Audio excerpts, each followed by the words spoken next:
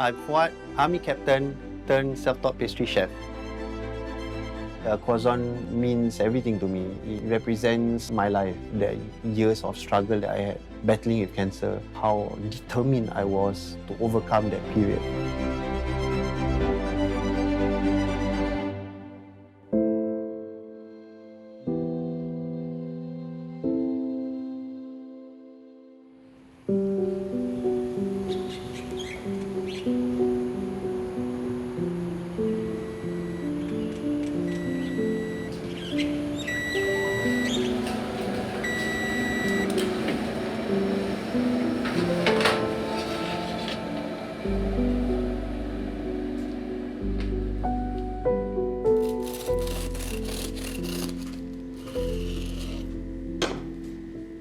So this is what is also known as the honeycomb structure of the interior of a croissant.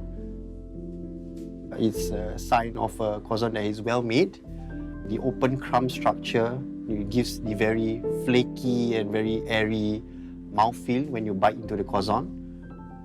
During baking, the moisture from the butter evaporates as steam. This creates the air pockets inside the croissant. So this is what I look forward to every time I slice into a croissant.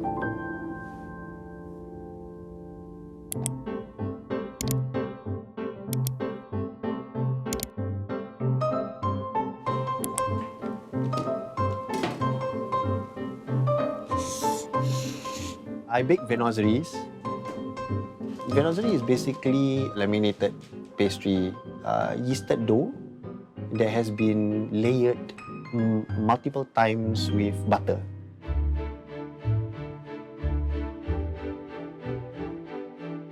Lamination in simple terms just means layering dough and butter together. There has to be the proper temperature control where the butter is malleable enough for it to start folding together with the dough. At home, it's not ideal, to be honest, when making viennoiserie.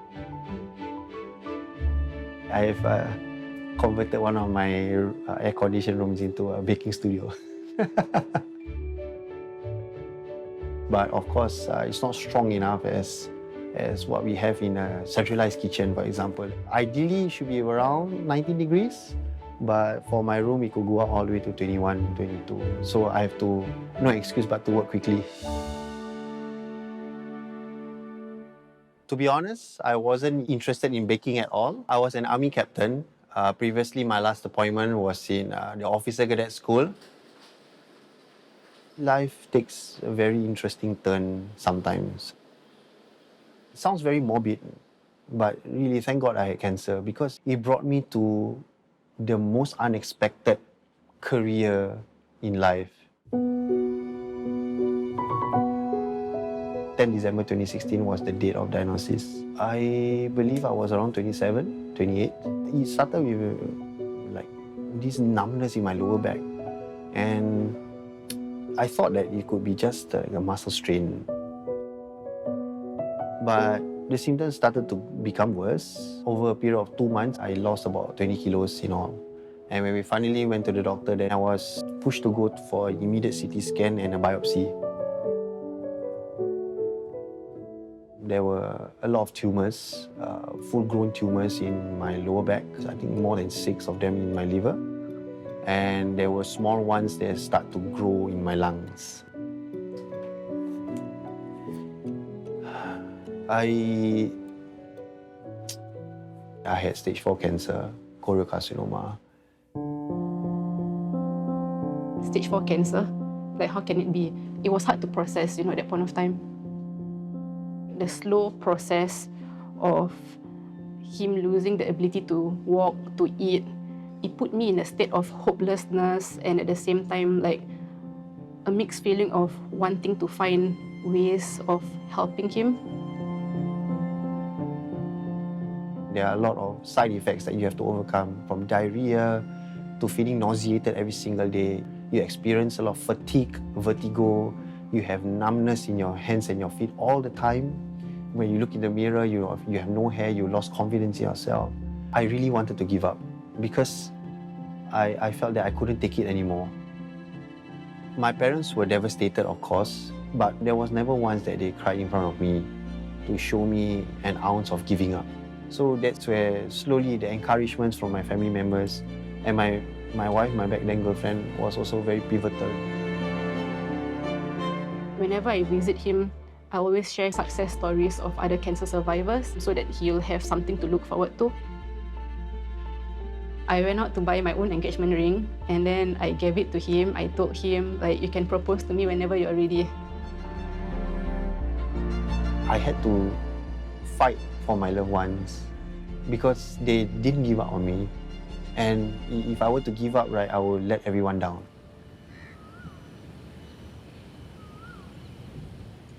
All in all, it took about 9 months, right? And summing up to a year when I finally got into remission. When I returned to the army, I admit I'm a bit scared because of the intense stress. Maybe when I go to work, what if I relapse? The army assigns you to appointments based on your physical employment status. And after looking at the career that is charted out in front of me, it's not something that I want. It's not how I envision it. There was a lot of deliberation on whether I should leave. It wasn't an overnight decision. Finances were a bit tight from the follow-ups and the bills that were mounting. I remember him feeling like unsure of his future in the army because now he dropped to PAS E. You have to be of a certain PAS for you to upgrade yourself to the next promotion. Money is something that can be earned elsewhere, but health is something that once it shatters, you can never piece them back up together. So I think that's where I took that calculated leap of faith and I left the army. Yeah.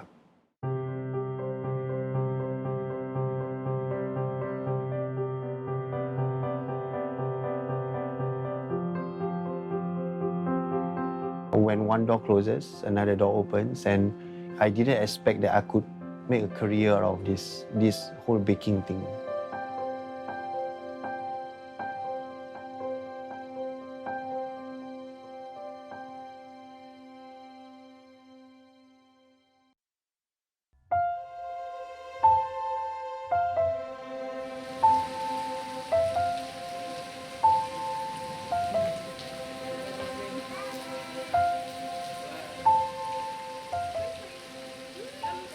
After I left the army, I was searching for a job for about 6 months. A friend invited me to work part-time as a salesman in the curry puff shop. And there was this uncle who was baking buns. When I touched the dough, I felt like it was a connection, a chemistry between me and the product. The part when all the ingredients come together and a very beautiful, silky, smooth dough was being produced, and how the whole rolling, shaping, it just intrigues me into learning that skill. When you have a mentor, everything falls into place. But when you come back home and you try yourself, everything turns into shreds. Unpan buns was the first one that I ever baked. I couldn't understand why the dough was not binding together and the proportions weren't right. And eventually it became as hard as a rock when I finally baked it. So back in those days, we were his guinea pigs. And to be honest with you, the first time we tried his buns, they were not that fantastic. Assalamualaikum. Hey bro, how are you? I know that he really put in his heart and soul and a lot of effort into it. Whenever we meet up, he will tell us that he will usually wake up at about 2-3 a.m. to start the whole baking process. Is it okay? It's really good, bro. It's really good. I really taste the coffee flavor. Nice. Nice. I like this a lot. Better you never know. It's tiring to bake, but it's something purposeful to look forward to. After a couple of months at the shop, I found a job in logistics, but it didn't stop me from baking over on the weekends. Like any normal home baker, I went on to YouTube, I Googled, and I tested quite a few recipes. And it took me quite some time, I would say, about 2 to 3 months, when I finally learned about like oh, baking percentages needs to be right, hydration needs to be proper. Then I begin to understand, then I could do it somewhat effortlessly, and that gave me the confidence to start selling online. There were always friends and family first, but the word of mouth goes around. After I managed to successfully sell the donuts and the buns online, and the reception was quite good, I felt that I needed another challenge. And the idea of pastries, croissants for that matter, came in. Instagram showed me all different kinds of variety, and how they are beautifully made. And it's something that really intrigued me, the skill behind it. The first viennoiserie that I baked was the croissant. It's actually a hybrid of a croissant that is shaped into a muffin. I began a series of research into YouTube videos. They don't tell you the nitty-gritty of how the temperature control is like, what kind of butter to use. I remember the first time that I made a croissant, it didn't puff up well. It was so dense, it was so heavy, all the butter has melted into a pool of goo. Yeah, I ended up throwing it out, to be honest. A lot of times I really wanted to give up this whole journey in viennoiserie because it's just too technical and just too difficult. But then again, it's a love-hate relationship that I have with viennoiserie. So that kind of pulled me back in because I feel that I have unfinished business, right? I still want to perfect that craft. To develop my first croissant, it took me about almost a year. It became an obsession to me. Butter is the primary factor here in making viennoiserie. Lamination, basically the layering of the dough and the butter, right, that allows the pastry to achieve that kind of flakiness and that kind of buttery, flaky crust and a very moist interior. But when it's too hot, your butter will start to melt, resulting in a very oily kind of consistency, and you end up with a very bready product, which is not ideal. So I remember my wife was heavily pregnant and she was sleeping on the bed. I had no choice but to laminate beside her in that room because it's the only place that has air conditioning. It has got this really strong smell of yeast, Yeah, butter and yeast in the room. I was just dozing in and out from sleep and asking me, what are you doing? Like, oh, you're still doing this? Then I looked at the time like, oh, it's going to be 3 a.m. You're still doing this? And I went back to sleep. I started with the croissant and the croissant only came into the picture later on. To make that croissant is one of the most difficult things. It requires a lot of detail to attention because the croissant, you are using a mold to shape it and to let it proof and bake, but the croissant is alone by itself on the baking tray. Any fault that you start off with, even during mixing, it will show during the final part of the baking. It took me a whole course of 9 months to finally achieve the perfect croissant for me. Yeah. And I remember slicing through that first croissant and I opened up. The honeycomb structure was there. It was so light.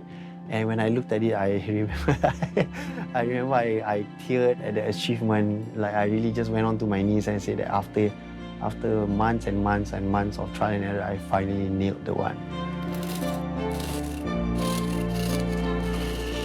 Like finally, like in that eureka, finally I nailed it.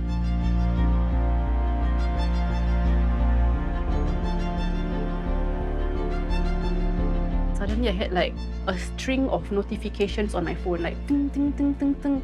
And then I opened up, like, okay, it's a lot of pictures of croissants, honeycomb, and then he said, Alhamdulillah, I did it, Yeah, I felt really happy for him because the whole journey for him was a long process.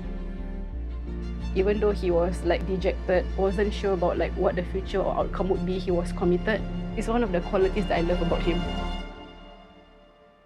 After that, I finally nailed on the croissant and the recipe. I started to sell the products and I got quite good reviews from the general public. And slowly the customer base grew. And of course, with that, the revenue stream increases over time. So I thought to myself that, hey, why not run it as a full-time business? Of course, there were the doubts of running a full-time business, the challenges of it. and also whether financially will make sense, whether I'm able to sustain as a whole.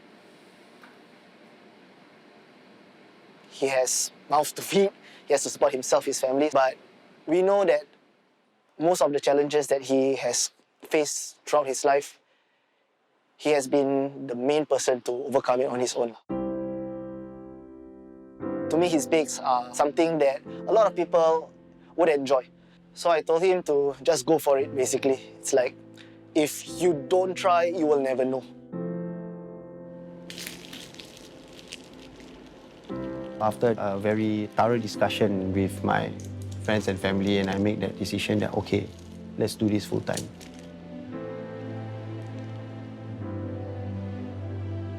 Even though I have nailed the honeycomb, there are some things that I have yet, some questions that have yet to be answered. I mean, I don't have that culinary background, so I decided to invest in myself, to learn more different techniques from other chefs. And so I went to Kuala Lumpur to learn from Michael Tay, or commonly known as Old Man Tay. I went to Europe to learn as well from Johann Martin himself.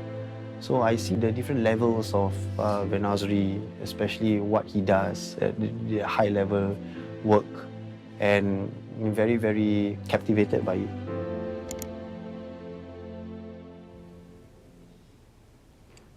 Okay, so this is my raspberry pistachio flour. It was inspired by the French chef Johann Martin. It took me about 2 to 3 months to finally master it. So it's one of the most technical and most difficult pastries that I had to challenge myself to make it. And each flower has 7 petals, each at about 4 millimeters in thickness. And they are assembled meticulously per piece at a time.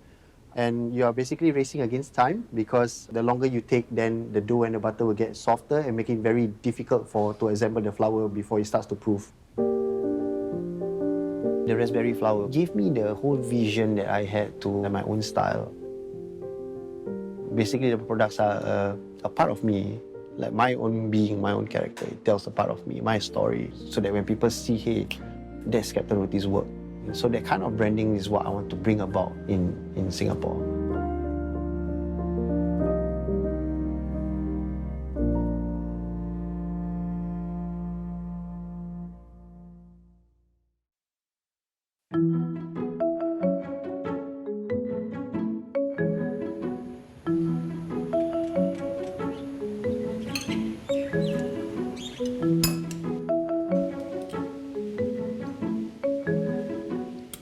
Okay, so this is one of my signature pastries, the sambal ikan bilis croissant.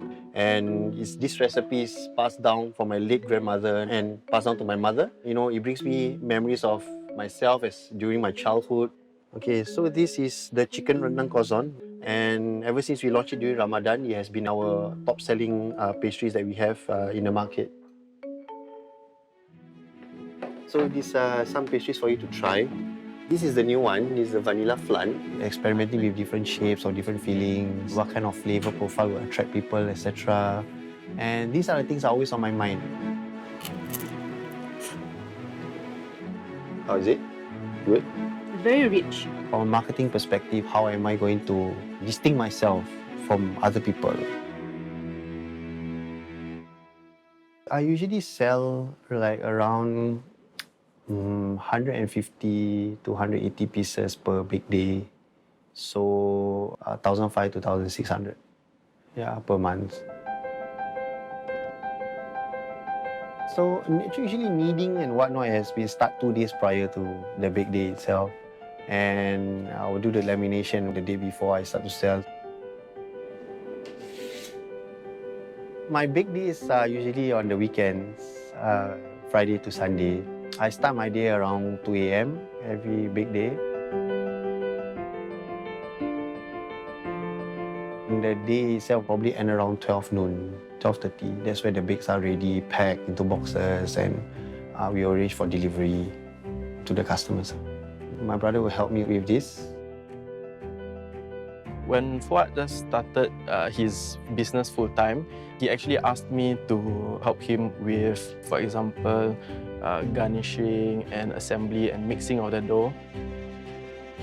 Sometimes I do deliveries at the end of the day. One of the best things about delivering is I'm greeted with glee and excitement. Sometimes I can see them running towards the door and saying, "Yay, it's here," this kind of thing. There was one person who I would not forget. He said that Fuad is a very extraordinary man with his extraordinary bakes. This also made me realize that his efforts are not hidden within our four walls. It's also appreciated by other people. I am immensely proud of him, and I say that to him every single time I eat his pong chocolate. Like before I eat it, I will tell him like, "Oh my God, look at this! I'm so proud of you." And the business, I would say, it's okay. It's been good. It's been thriving. And right now, I'm trying to diversify into other aspects of business also as well, like teaching. Ideally, it should be rolled up firmly, not too tight, because you want the croissant to proof without having too much restraint. It's something that I just started quite recently. And research has been good because people who wanted to learn from me, especially as a home baker, what are the challenges that I face at home, because they are probably facing the same issues that I have at home. And I also continue to develop my classes for professional bakers, not just in Singapore but also overseas, who is interested to broaden their pastry menu, for example. From the center, roll to the edges. Looking back at my whole journey, I'm thankful that I went through that battle with cancer, because he has brought me to open doors where I didn't realize that could have made me earn a living. I would say that it was a long struggle. I know for a fact that it is something that he will not turn back to change the journey for himself. When our daughter grows up and when she understands the whole journey, she's going to be so proud to tell everyone that her father is Captain Roti. I'm very blessed and grateful, right, to do what I love to do, and at the same time earn a living out of it. I mean, not many people can say that, right?